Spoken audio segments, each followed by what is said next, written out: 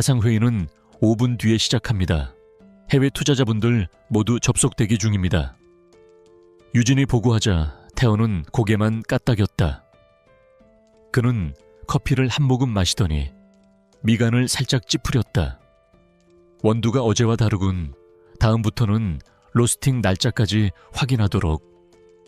어제 그가 무슨 커피를 마셨는지 알 리 없는 유진이었지만 그녀는 그저 죄송합니다. 시정하겠습니다. 라고 대답할 뿐이었다. 알수입군. 이 비서가 현명한 선택을 할 줄 알았는데 생각이 바뀌면 언제든 다시 찾아와요. 그는 유진의 어깨를 가볍게 두드리고는 자리를 떴다. 그가 사라지자 유진은 참았던 숨을 내쉬었다. 심장이 세차게 요동쳤다. 이제 모든 것이 명확해졌다. 그녀는 거대한 지뢰밭 한가운데에 서 있었다. 최민환 이사는 위험한 인물이었고 강태호는 어쩌면 이 모든 판의 진짜 의미를 아는 유일한 사람일지도 모른다. 그녀는 더 이상 단순한 비서가 아니었다. 이 위험한 게임의 플레이어가 된 것이다. 차가운 도시의 심장부. 눈부신 유리와 강철로 이루어진 이노바테크 타워의 최상층은 언제나 팽팽한 긴장감이 감돌았다. 그곳은 침묵이 권력이었고 냉정함이 미덕으로 여겨지는 공간이었다. 오늘 이 얼음 같은 왕국의 새로운 비서 이유진이 첫 발을 내디뎠다. 그녀는 수백 명의 경쟁자를 제치고 이 자리에 올랐으며 완벽한 이력서와 흔들림 없는 눈빛으로 자신의 가치를 증명해 보였다. 운명의 날이 밝았다. 넥스트젠 로보틱스 인수합병 안건이 상정될 이사회는 바로 다음 날로 예정되어 있었다. 사무실의 공기는 그 어느 때보다 팽팽하고 날카로웠다. 강태현은 평소보다 더욱 가혹하게 이유진을 몰아붙였다. 그는 이사회 준비라는 명목에 불필요해 보이는 데이터들을 끝없이 교차 검증하게 하고 사소한 보고서의 양식까지 수십 번을 수정하게 했다. 그녀의 구두 소리가 대리석 바닥 위에서 조용히 울렸다. 대표이사실 앞을 지키는 것은 거대한 마호가니 문뿐만이 아니었다. 그곳에는 보이지 않는 압박감의 벽이 존재했고 그 안에서는 대한민국 기술 산업의 미래를 짊어진 남자 강타오 대표가 앉아 있었다. 그는 뛰어난 능력만큼이나 무자비한 성격으로 유명했으며 그의 비서 자리는 일주일을 버티기 힘든 곳으로 악명이 높았다. 어느덧 자정이 가까운 시간. 사무실에는 유진 외에 아무도 남아있지 않았다. 그녀는 산더미처럼 쌓인 서류와 여러 개의 모니터 불빛에 둘러싸여 마지막 힘을 쥐어짜고 있었다. 바로 그때였다. 천장의 조명이 몇 번 깜빡이더니 펑 하는 소리와 함께 사무실의 모든 전원이 나갔다. 비상등 몇 개만이 희미하게 복도를 비출 뿐 거대한 공간은 순식간에 어둠과 침묵에 잠겼다. 유진은 가볍게 심호흡을 한 뒤 정중하게 문을 노크했다. 안에서 들려온 것은 들어오라는 허락이 아닌 신경질적이고 날카로운 목소리였다. 누구지? 유진은 흐트러짐 없는 목소리로 자신의 신분을 밝혔다.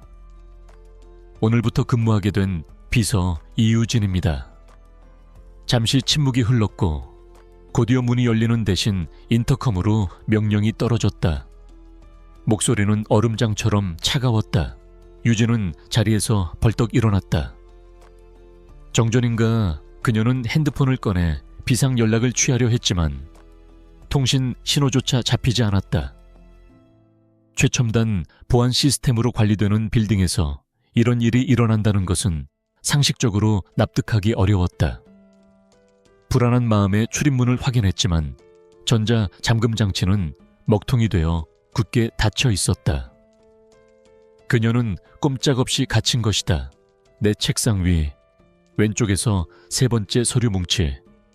지금 당장 그걸 20부 복사해서 각 부서장에게 전달해. 그리고 30분 안에 해외 투자자들과의 화상회의를 준비하고 강남에 있는 르카페에서 아메리카노 한 잔 사와. 시럽은 빼고 얼음은 정확히 5개, 15분 주지. 유진의 눈이 순간 흔들렸다. 20곳의 부서에 서류를 전달하고 국제 회의를 세팅하고 교통체증으로 악명 높은 강남의 카페까지 다녀오는 것을 동시에 처리하라는 불가능한 지시였다. 핸드폰의 플래시라이트에 의지해 조심스럽게 주변을 살피던 유진의 눈에 대표이사실 문틈으로 새어나오는 가느다란 빛이 들어왔다. 그는 아직 퇴근하지 않았던 것이다. 유진은 마른 침을 삼키며 조심스럽게 문을 열었다. 어둠에 잠긴 사무실 안. 강태호는 비상등이 켜진 책상 앞에 홀로 앉아 있었다. 그는 놀란 기색 없이 마치 그녀가 오기를 기다렸다는 듯이 조용히 고개를 들어 유진을 바라보았다. 하지만 그녀는 단 한마디의 불평도 없이 알겠습니다 라고 답했다. 그녀는 이것이 시험이라는 것을 직감했다. 불가능한 요구를 통해 자신의 한계를 시험하고 감정적인 반응을 유도하려는 의도였다. 유진은 등을 돌려 비서실로 향하며 머릿속으로 빠르게 계획을 세웠다. 그녀의 얼굴에는 당혹감이 아닌 해결해야 할 퍼즐을 마주한 전략가의 냉철함이 서려 있었다. 두 사람 사이에는 무거운 침묵이 흘렀다. 어둠은 그들 사이를 가로막고 있던 상사와 부하라는 인위적인 경계선을 무너뜨렸다. 강태호는 아무런 명령도 내리지 않았다. 그저 깊이를 알 수 없는 눈으로 그녀를 응시할 뿐이었다. 지난 며칠간 쌓여온 극도의 피로와 긴장감에 휩싸인 유진은 결국 참아왔던 감정을 터뜨리고 말았다. 그녀의 목소리는 미세하게 떨리고 있었다. 그녀는 먼저 사내 메신저를 통해 각 부서장들에게 서류를 곧 전달할 것이라 알리고 신입사원에게 복사와 전달 업무를 정중히 부탁했다. 동시에 IT 부서에 연락해 화상 회의 시스템의 즉각적인 점검과 세팅을 요청했다.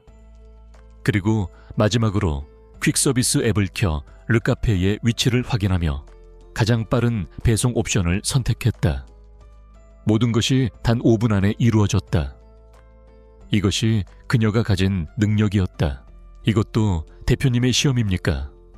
제가 얼마나 버티는지 보려고 일부러 꾸민 일인가요? 그것은 질문이라기보다는 절망 섞인 절규에 가까웠다.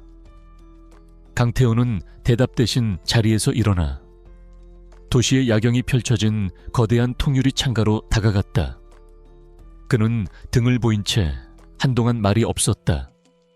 다시 입을 열었을 때 그의 목소리에서는 평소의 날카로움 대신 깊은 피로감이 묻어났다. 유진이 숨 돌릴 틈도 없이 업무를 처리하고 있을 때 부드러운 목소리가 그녀의 등 뒤에서 들려왔다. 새로운 비서분이죠.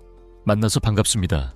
저는 기획조정실을 맡고 있는 최민환 이사입니다. 유진이 돌아보자 중년의 남성이 온화한 미소를 지으며 서 있었다. 그는 강태호 대표의 얼음 같은 분위기와는 정반대의 따뜻함을 풍기고 있었다. 초에 이사의 제안을 거절했다고 들었다. 그 한마디에 유진의 심장이 내려앉았다. 그가 모든 것을 알고 있었다. 유진이 무어라 대답하기도 전에 그가 천천히 몸을 돌렸다. 희미한 비상등 불빛 아래 드러난 그의 얼굴은 유진이 단 한 번도 본 적 없는 무방비한 모습이었다. 그는 모든 가면을 벗어던지고 충격적인 진실을 꺼내놓기 시작했다. 최 이사는 걱정스러운 표정으로 유진의 책상 위에 쌓인 서류를 훑어보았다. 대표님, 성격이 워낙 깐깐해서 고생이 많겠군요. 첫날부터 너무 무리하게 일을 시키시는 것 같은데 괜찮아요. 도움이 필요하면 언제든 말해요. 같은 직원끼리 돕고 살아야지. 그의 말은 분명 친절했지만 유진은 그 눈빛 속에서 순간적으로 스쳐 지나가는 미묘한 감정을 놓치지 않았다. 그것은 동정심이라기보다는 흥미로운 관찰 대상을 보는 듯한 호기심에 가까웠다. 최 이사는 수년 전부터 회사의 핵심 기술을 해외로 빼돌리고 있었어. 이번 인수합병도 그 계획의 일부야. 넥스트젠을 인수한 뒤 자네가 발견한 그 특허권을 포함한 핵심 기술만 빼내고 회사를 빈겁대기로 만들어 이노바테크 전체를 무너뜨릴 속셈이지. 그의 목소리는 낮고 차분했지만 그 안에는 들끓는 분노가 담겨 있었다. 염려해 주셔서 감사합니다. 이사님, 괜찮습니다. 제가 맡은 일이니 책임지고 해내야죠. 유진은 정중하게 거리를 두며 대답했다. 그녀는 쉽게 사람을 믿지 않았고 특히 이런 권력의 중심부에서는 모든 친절 뒤에 숨겨진 의도를 경계해야 한다고 배웠다. 최 이사는 잠시 유진의 단호한 태도를 살피더니 곧 다시 인자한 미소를 지으며 자기 사무실로 돌아갔다. 그는 가장 깊은 상처를 드러냈다. 그의 아버지이자 전임 회장이었던 강 회장이 최 이사의 배신을 눈치챘다는 것, 그리고 모든 것을 폭로하기 직전 최 이사가 꾸민 교통사고로 위장된 사고로 인해 식물인간 상태에 빠졌다는 사실을 털어놓았다.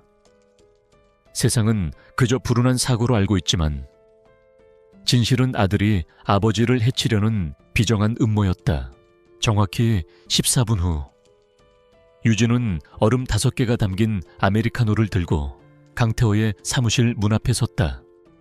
화상회의는 완벽하게 준비되었고 부서장들에게는 서류가 모두 전달되었다는 확인 메시지가 속속 도착하고 있었다. 그녀는 다시 한번 노크했다. 이번에는 들어와 라는 짧은 대답이 들려왔다. 거대한 사무실은 최소한의 가구로만 채워져 있어 더욱 넓고 황량해 보였다. 아버지가 쓰러지신 후 나는 아무도 믿을 수 없었다. 그래서 내 사람이 필요했어. 어떤 압박에도 굴하지 않고 어떤 유혹에도 흔들리지 않을 능력 있고 강인한 사람. 그의 시선이 유진에게 향했다. 내가 자네에게 가혹하게 굴었던 건 자네를 시험하기 위해서였어. 동시에 적들의 눈에 자네가 아무런 위협이 되지 않는, 그저 시달리다 곧 그만둘 비서처럼 보이게 만들어야 했지. 그게 자네를 지킬 유일한 방법이었으니까. 강태호는 통유리 창밖으로 도시를 내려다보고 있었다. 그는 돌아서지 않은 채 목소리만으로 그녀의 존재를 확인했다. 커피는 책상 위에 둬 유진은 조용히 다가가 커피를 내려놓았다. 그가 천천히 몸을 돌렸을 때 유진은 그의 눈을 정면으로 마주했다. 그의 눈은 깊고 어두웠으며 그 안에는 어떤 감정도 읽을 수 없었다. 그는 마치 잘 만들어진 조각상처럼 차갑고 무표정했다. 유진은 거대한 망치로 머리를 맞은 듯한 충격에 휩싸였다. 모든 조각들이 제자리를 찾아 맞춰졌다.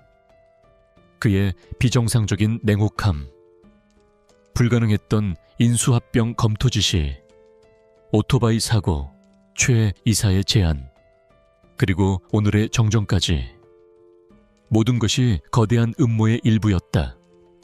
강태호에 대한 원망과 분노는 눈 녹듯 사라지고 그 자리에 거대한 연민과 이해가 차올랐다.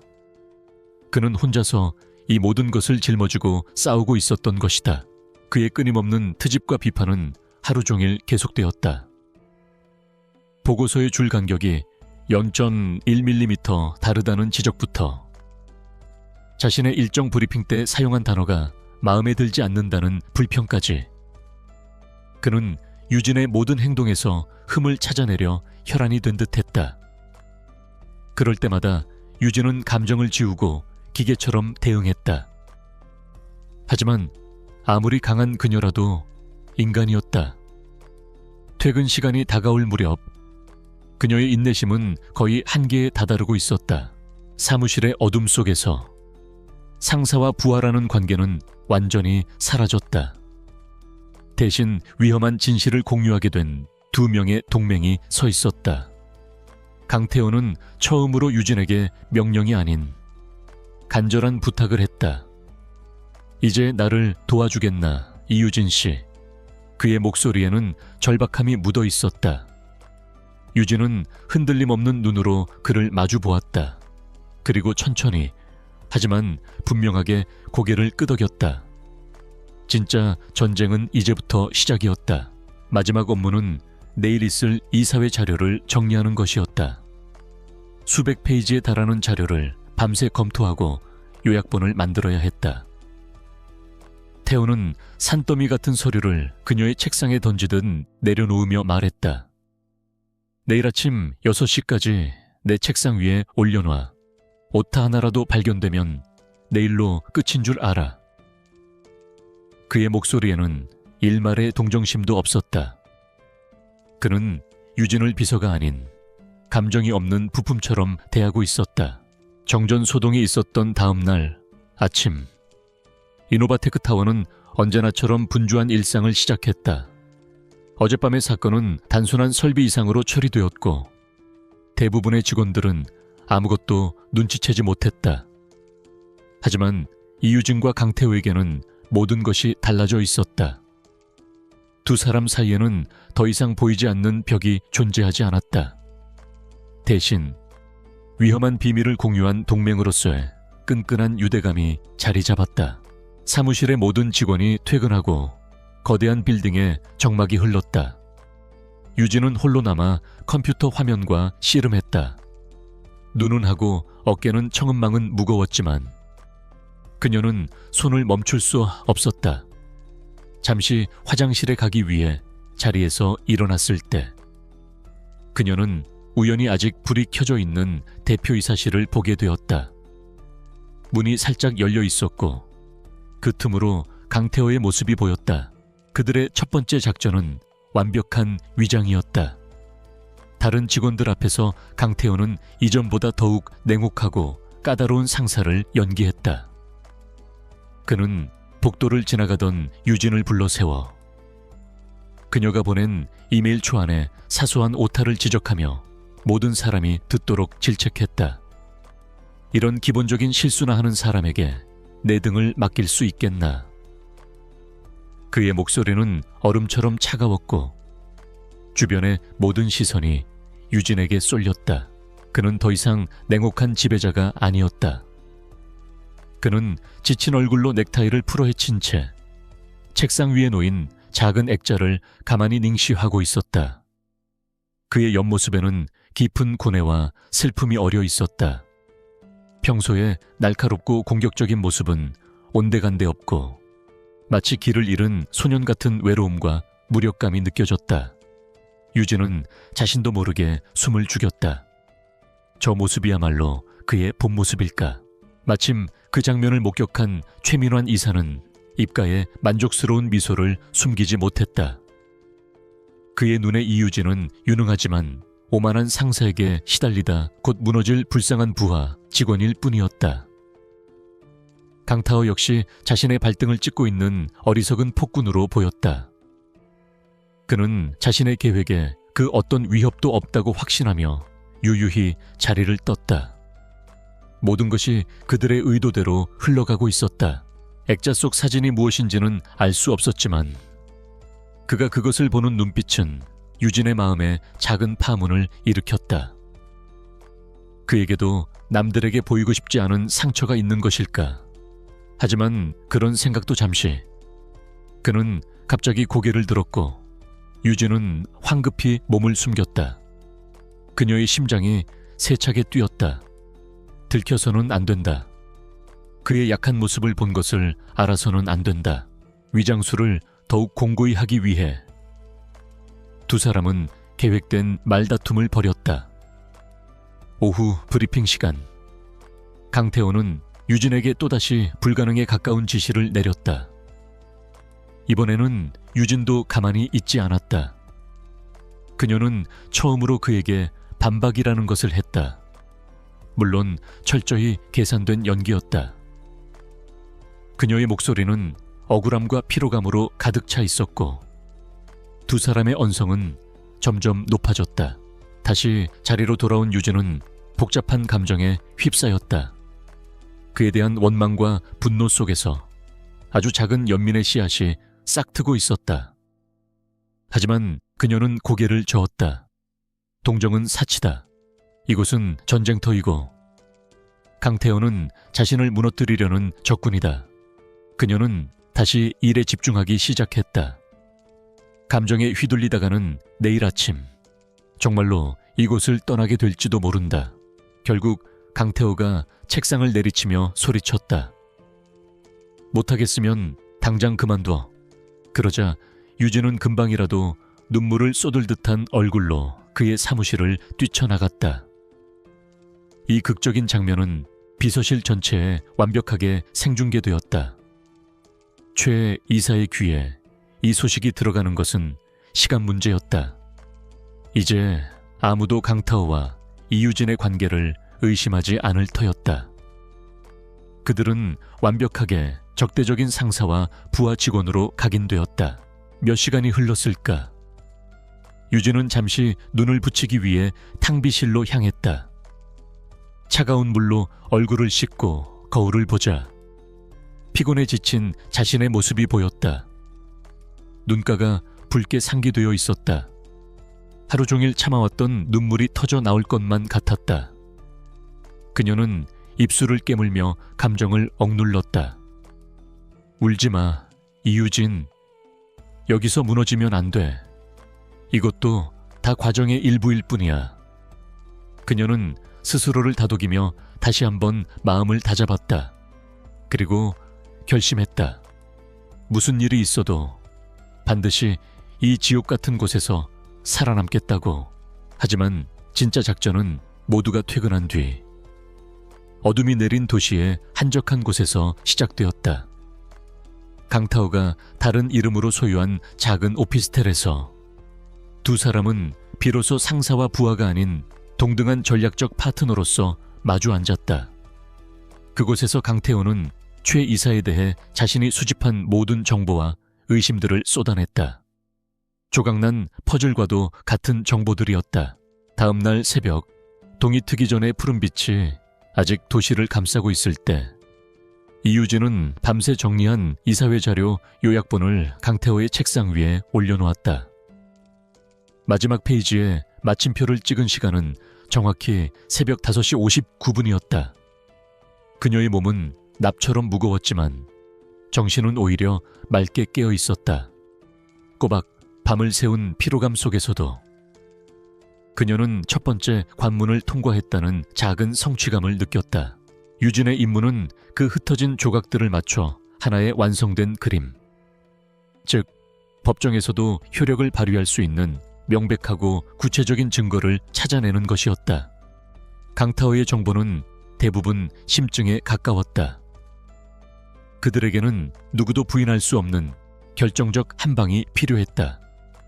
유진은 최 이사와 유령 회사 그리고 해외 계좌 사이의 자금 흐름을 추적하는 것에 집중하기로 했다. 강태호는 약속된 듯 정확히 7시에 사무실의 모습을 드러냈다. 그는 유진의 존재를 알아차리지 못한 것처럼 그녀의 책상을 스쳐 지나갔다. 자신의 사무실로 들어간 그는 책상 위에 놓인 보고서를 집어들었다. 유진은 숨을 죽인 채 그의 반응을 기다렸다. 그는 기계처럼 빠르고 정확하게 페이지를 넘겼다. 그의 표정에서는 어떤 감정도 읽을 수 없었다. 그날 이후 유진은 유능한 비서이자 은밀한 스파이로서 이중 생활을 시작했다. 그녀는 강태호의 지시를 이행하는 척하며 최 이사와 관련된 프로젝트의 서류들에 접근했다. 회의 일정을 조율하며 그가 누구와 은밀히 접촉하는지 파악했다. 때로는 최 이사 부서의 신입사원에게 친절하게 다가가 커피를 사주며 무심한 대화 속에서 결정적인 정보의 조각들을 얻어내기도 했다. 수백 페이지의 요약본을 단 몇 분 만에 훑어본 그는 보고서를 책상 위에 내려놓고는 아무 말도 하지 않았다. 칭찬도 질책도 없었다. 그것이 그가 내리는 합격 통보 방식이라는 것을 유진은 어렴풋이 짐작할 뿐이었다. 해고당하지 않았다는 사실에 안도하는 스스로가 한심하게 느껴졌지만 지금은 감상에 젖어 있을 때가 아니었다. 진짜 전쟁은 이제부터 시작이었다. 그러던 어느 날 그녀는 위험천만한 순간을 맞이했다. 심야의 자료, 보관실에서 최 이사의 과거 프로젝트와 관련된 백업 서버에 접근하던 중이었다. 그녀가 암호화된 파일을 해독하는데 성공하려는 찰나 복도 저편에서 발소리가 들려왔다. 최 이사의 신복인 김 부장이었다. 유진은 순식간에 접속 기록을 지우고 마치 오래된 인사 기록 카드를 찾고 있었던 것처럼 태연하게 연기했다. 그녀의 심장은 터질 듯이 뛰었지만 얼굴에는 어떤 동요도 드러내지 않았다. 오전 업무가 폭풍처럼 지나가고 오후가 되자 강태호는 유진을 자신의 사무실로 호출했다. 그는 거대한 모니터 앞에 서서 그녀를 기다리고 있었다. 화면에는 넥스트젠 로보틱스 인수합병 제안서라는 제목이 떠 있었다. 넥스트젠은 뛰어난 기술력을 가졌지만 자금난에 시달리는 유망한 스타트업이었다. 그리고 이 인수합병은 최민환 이사가 강력하게 추진하는 프로젝트였다. 그 위기를 넘긴 후 유진은 더욱 대담하고 치밀하게 움직였다. 그녀는 최 이사의 수년간의 해외 출장 기록과 이노바테크의 기술 유출 시점, 그리고 조세 피난처 은행들의 휴무일을 교차 분석하기 시작했다. 며칠 밤낮으로 이어진 끈질긴 분석 끝에 그녀는 마침내 결정적인 연결고리를 찾아냈다.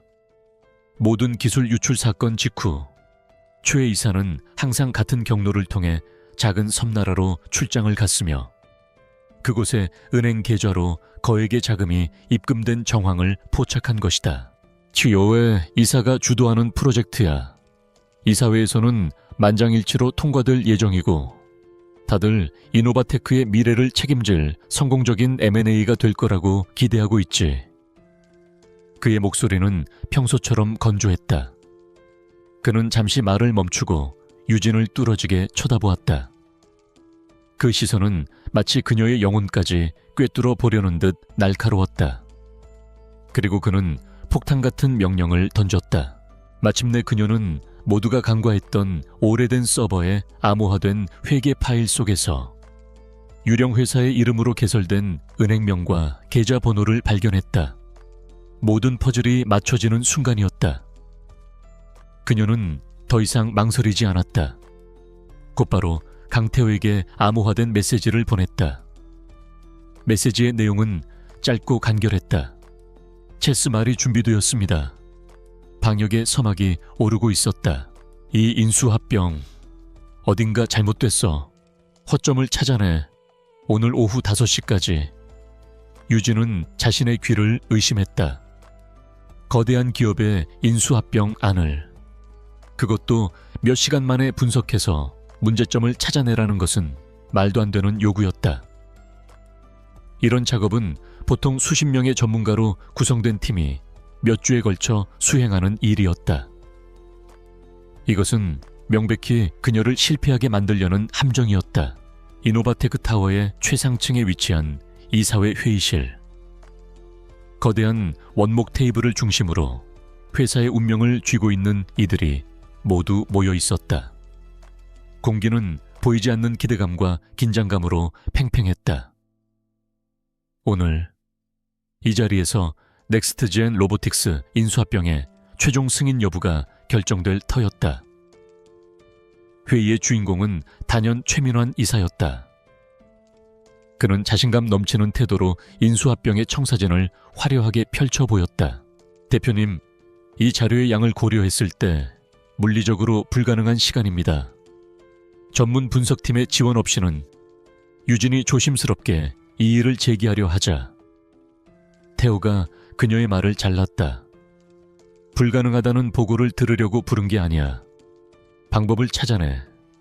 그게 당신이 비서로서 증명해야 할 능력이고, 그는 더 이상 대꾸할 가치도 없다는 듯 다시 창밖으로 시선을 돌렸다. 그의 발표는 흠잡을 데 없이 완벽했다. 그는 막대한 이익과 장밋빛 미래를 약속하며 이사들을 현혹했다. 발표 내내 그의 시선은 의기양양하게 강타오를 향했다. 그 눈빛에는 조롱과 승리감, 그리고 이제 막 왕좌에 오를 자의 오만함이 가득했다. 반면 강태호는 마치 모든 것을 포기한 사람처럼 무기력해 보였다. 그는 팔짱을 낀 채 눈을 감고 있거나 무의미한 질문을 던지며 최 이사의 독주를 허용했다. 지는 끓어오르는 분노를 억지로 삼키며 돌아섰다. 그의 의도는 명백했다. 그녀의 길을 완전히 꺾어 놓으려는 것이다. 하지만 이상하게도 그녀의 마음 한구석에서는 다른 감정이 싹트고 있었다. 어젯밤 보았던 그의 고뇌에 찬 얼굴이 떠올랐기 때문이다. 그의 비상식적인 명령 뒤에는 정말로 무언가 다른 이유가 숨어 있는 것은 아닐까. 이유진은 그런 강태호의 뒤에 그림자처럼 서 있었다. 그녀의 얼굴은 완벽한 무표정이었지만 머릿속은 마지막 작전 계획을 점검하며 그 어느 때보다 빠르게 회전하고 있었다. 모든 것이 계획대로였다. 최 이사는 완전히 방심하고 있었고 다른 이사들 역시 강타오가 무능한 2세 경영인이라는 편견에 사로잡혀 있었다. 그들은 곧 닥쳐올 폭풍을 전혀 예상하지 못하고 있었다. 그녀는 작은 회의실에 자신을 가두고 방대한 양의 디지털 파일과 씨름하기 시작했다. 재무제표, 시장 전망 보고서, 실사 자료, 계약서 초안 등 화면을 가득 채운 데이터의 홍수 속에서 그녀는 길을 잃은 듯한 막막함을 느꼈다. 시간은 속절없이 흘러갔고 초조함이 그녀의 목을 조여왔다. 모든 자료는 겉으로 보기에 완벽했다. 너무 완벽해서 오히려 부자연스러울 정도였다. 최 이사의 발표가 끝나자 회의실 안에서는 박수갈채가 터져나왔다. 이사회 의장이 만족스러운 표정으로 투표 시작을 선언하려던 바로 그 순간이었다. 이제 이 혁신적인 인수합병 안건에 대한 투표를 시작하겠습니다. 그의 말이 끝나기가 무섭게 강타오가 천천히 손을 들었다. 회의실의 모든 소음이 거짓말처럼 멎었다. 그의 목소리는 나지막했지만 방 안에 모든 사람을 집중시키는 힘이 있었다. 넥스트젠의 성장 전망치는 비현실적일 만큼 낙관적이었고 높은 인수 가격은 바로 그 전망치에 의해 정당화되고 있었다. 최 이사가 얼마나 꼼꼼하게 이 프로젝트를 준비했는지 알 수 있었다. 하지만 유진은 포기하지 않았다. 그녀는 자료의 표면이 아닌 그 이면에 숨겨진 행간을 읽기 시작했다. 아주 사소한 각주, 무심코 지나칠 수 있는 숫자 하나까지 놓치지 않으려 애썼다. 잠깐만, 투표 전에 이사님들께 보여드릴 영상이 하나 있습니다. 최 이사의 얼굴에 짜증 섞인 표정이 스쳐 지나갔다. 그는 강태호가 발악해봐야 판을 뒤집을 수는 없다고 확신했다. 유진은 앞으로 나아가 보안 USB를 회의실 중앙 스크린에 연결했다. 화면에 처음 나타난 것은 그녀가 밤새 찾아낸 해외 계좌의 거래 내역이었다.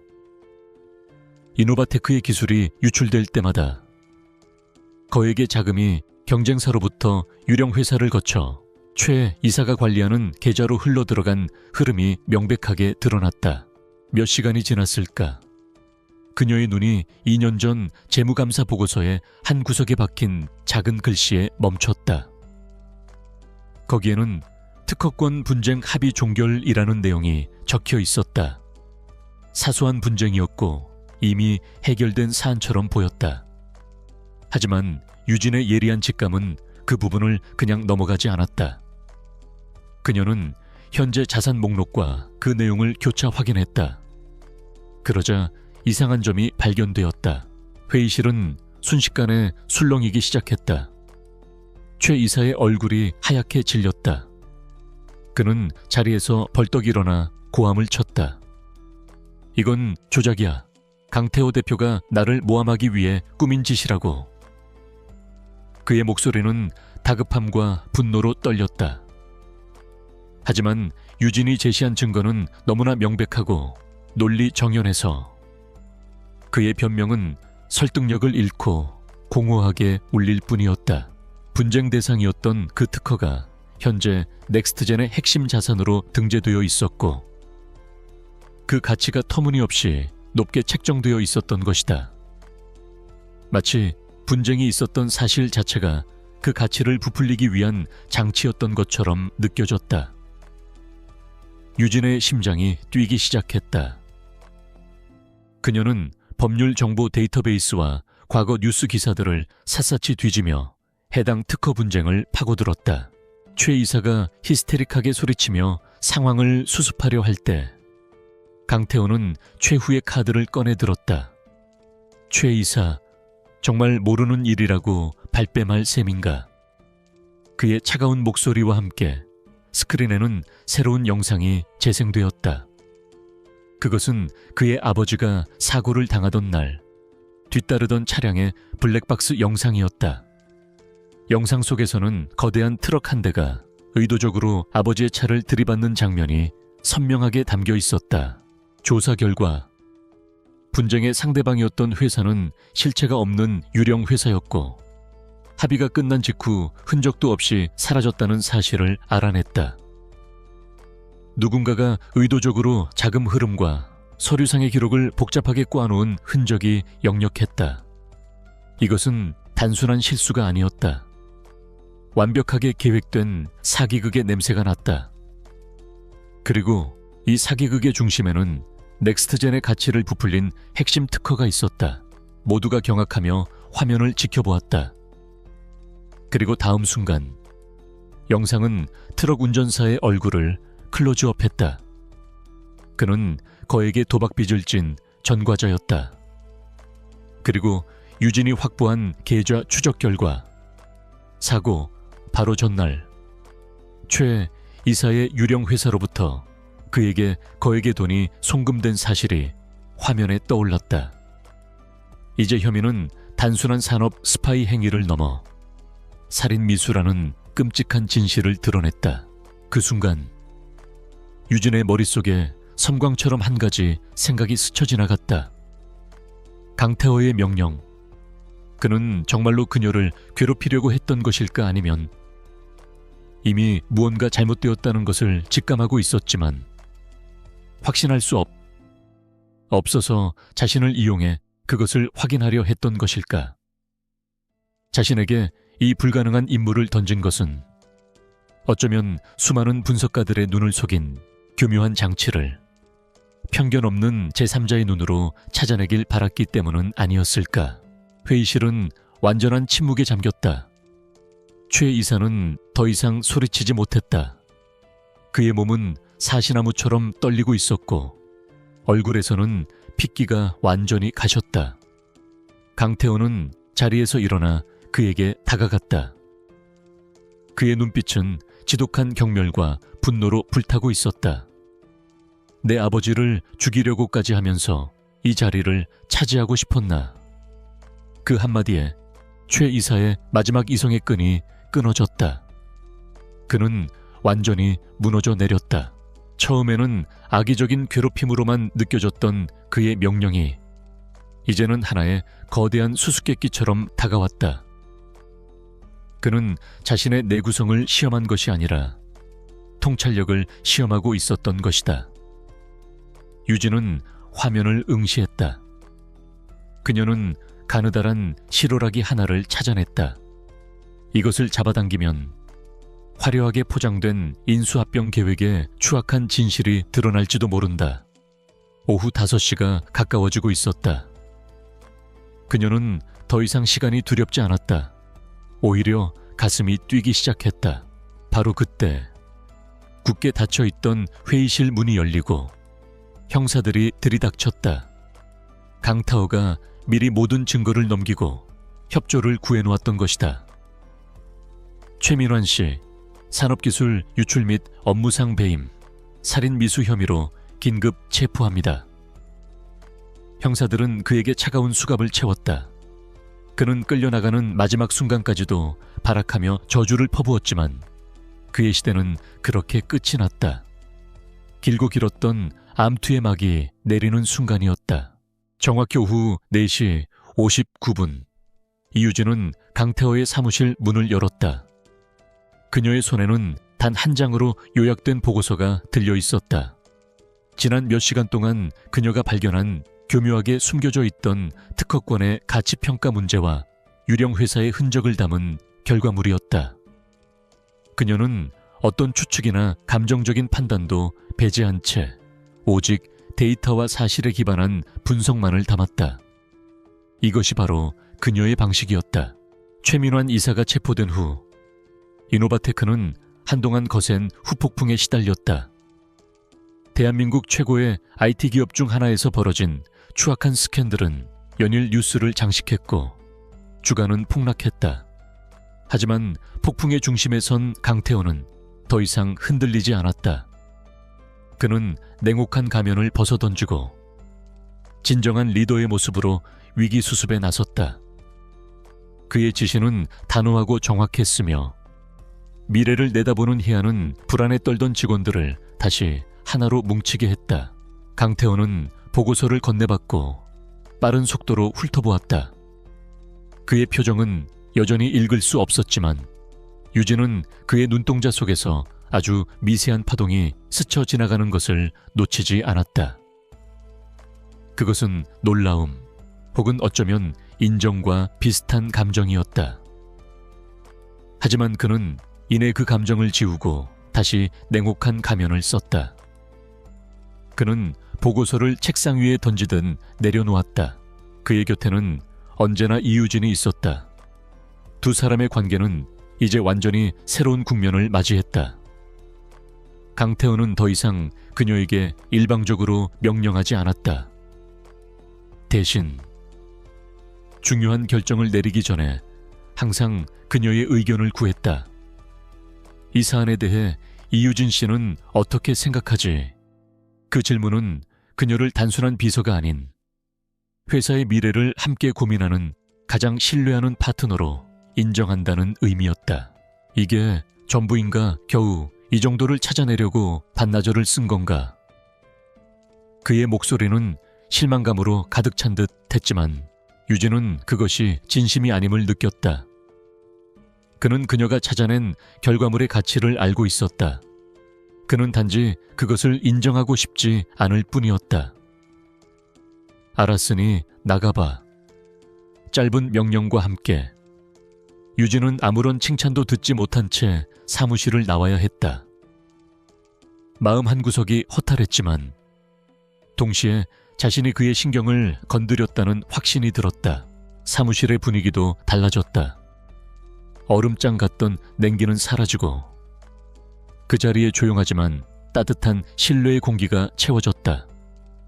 강태호는 가끔 늦게까지 일하는 유진을 위해 직접 커피를 가져다 주기도 했다. 서류를 주고받다 손끝이 스쳤을 때 어색한 침묵 대신 편안한 미소가 오고 갔다.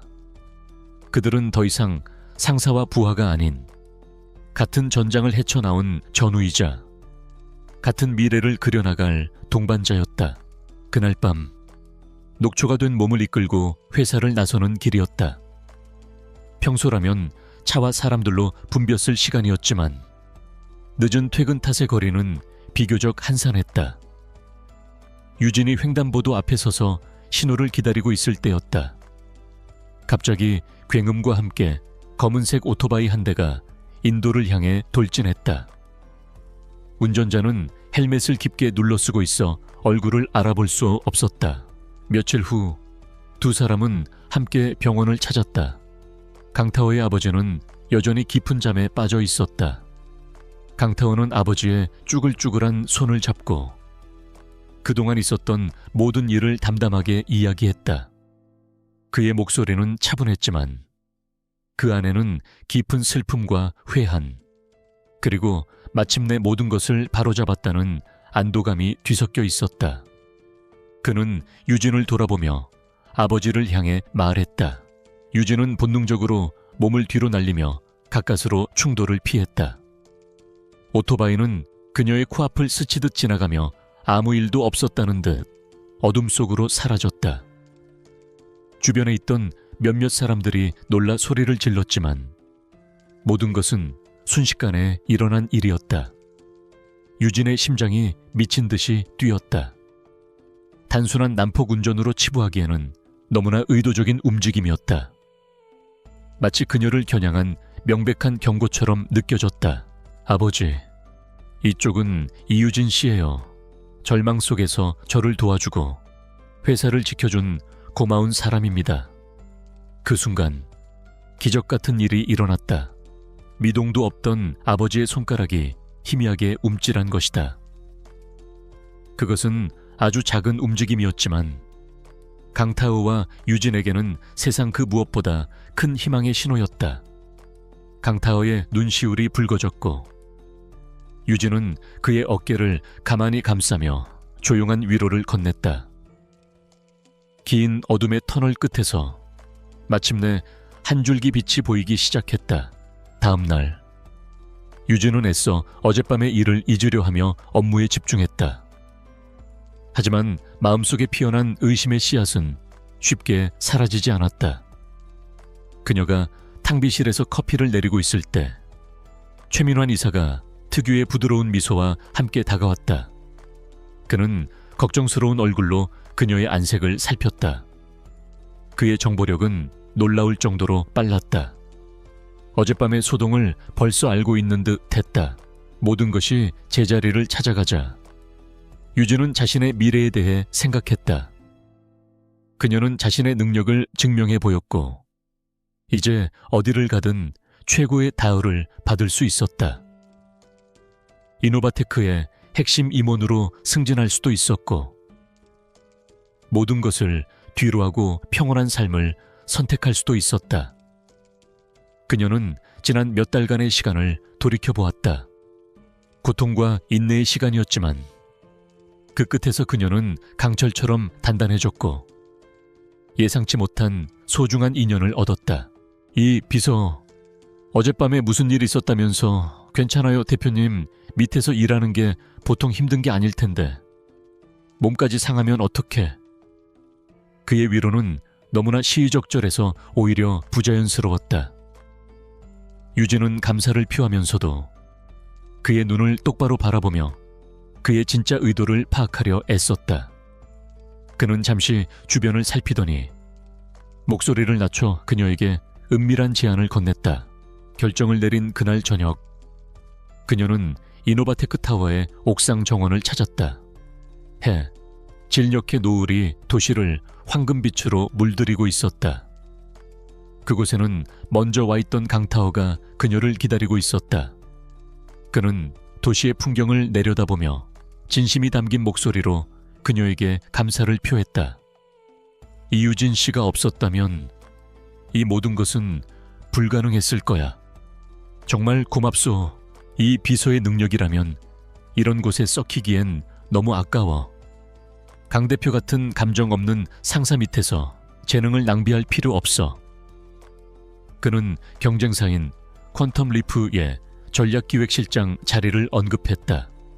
현재 연봉의 2배, 그리고 비교할 수 없는 권한을 약속했다. 그것은 뿌리치기 힘든 유혹이었다. 지옥 같은 이곳을 벗어나 자신의 능력을 마음껏 펼칠 수 있는 기회였다. 그는 그녀에게 파격적인 제안을 했다. 그룹의 미래 전략을 총괄하는 신설 부서의 부사장 자리였다. 그것은 누구도 부정할 수 없는 그녀의 능력에 대한 최고의 인정이었다. 하지만 유진은 부드럽게 미소를 지으며 고개를 저었다. 그녀는 잠시 생각에 잠겼다가 자신의 길을 이야기했다. 그녀는 권력의 자리가 아닌 그의 곁에서 함께 회사를 이끌어가는 길을 선택했다. 순간 유진의 마음이 흔들렸다. 강타오의 냉대와 살인적인 업무 강도, 그리고 어젯밤의 위협까지. 모든 것을 버리고 새로운 곳에서 시작하고 싶은 욕망이 강하게 일었다. 하지만 바로 그때 그녀의 머릿속에 의심스러운 특허 자료와 강태호의 기묘한 시험, 그리고 최 이사의 완벽한 타이밍의 제안이 하나의 그림처럼 맞춰졌다. 이것은 구원이 아니었다. 그녀를 진실로부터 멀어지게 하려는 뇌물이었다. 과분한 제안에 감사드립니다. 하지만 저는 대표님의 곁에서 지금처럼 대표님을 돕는 것이 제가 가장 큰 역량을 발휘할 수 있는 자리라고 생각합니다. 그녀의 대답은 비서로 남겠다는 의미가 아니었다. 그것은 회사의 2인자이자 그의 가장 가까운 조언자로서 새로운 역할을 재정립하겠다는 선언이었다.